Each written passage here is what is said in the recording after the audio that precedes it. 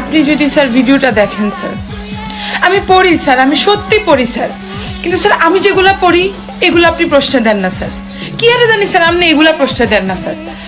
না আমি বলতেছি না স্যার আপনার সাথে আমার শত্রুতা মেসে না স্যার, আবার আমি বলতেছি না স্যার আপনি মঙ্গল গ্রহ থেকে প্রশ্ন করেন না স্যার, আমি এত বেয়াদব না স্যার, কিন্তু আমার প্রশ্ন হলো স্যার আমি যেগুলো পড়ি এগুলো আপনি প্রশ্ন কেন দেন না স্যার?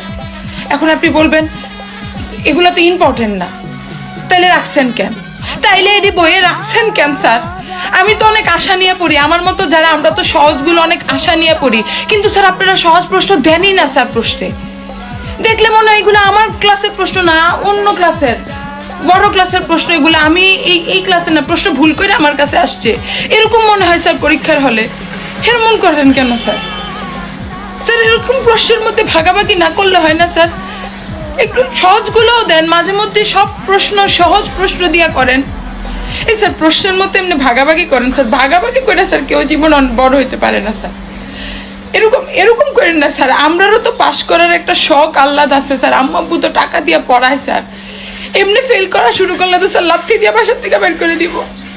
একটু সহজ প্রশ্ন দেন স্যার, আমিও পড়াশোনা করতে চাই, পাস করতে চাই।